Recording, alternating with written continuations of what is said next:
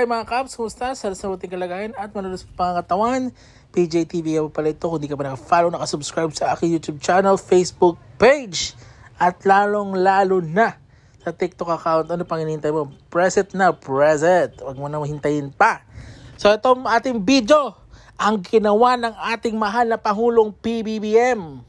Anong ginawa niya? Tumulong sa bansa, gumawa at nagtrabaho sa Zamboanga del Sur, Zamboanga del Norte, Zamboanga Sibugay, General Santos Sultan Kudarat, Sarangani, Cagayan de Oro. Gusto nyo pa? Misamis Oriental, Bukidnon. Nakukulangan pa kayo? Iligan City, Lanao del Sur, Misamis Occidental, Tawi-Tawi, Maguindanao, Davao del Sur, Davao del Norte, Tagum, Digos. Mindanao, di ba? Nagtrabaho ang ating presidente. Nag-focus sa kanyang serbisyo pampubliko. Hindi puro issue ang inaatupag.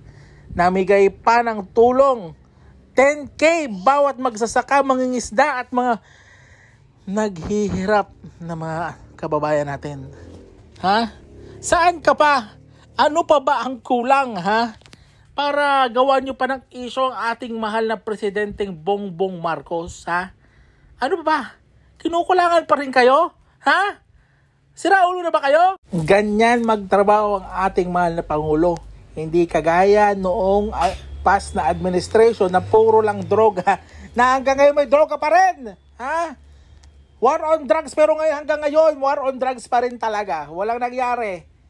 Ha? Maraming salamat, mahal na Pangulong Bongbong Marcos, sa ating House Speaker Martin Romualdez at kay First Lady. Ha? At sa 167 na congressman, maraming salamat sa todo suporta sa administrasyon, sa pagtulong sa ating mga kapong may hirap na kababayan, sa mga magsasaka, sa mga isda.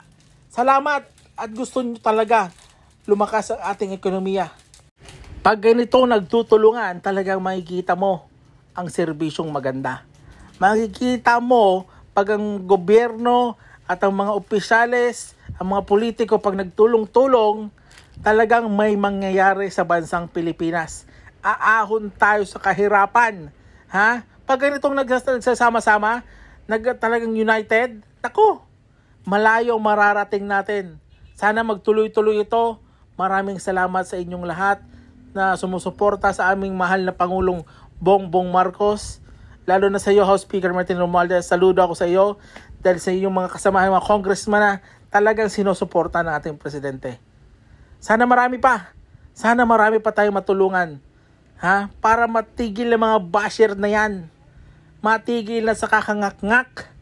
Ha? Wala na naitulong kung hindi manira. Tara, magtulungan tayo.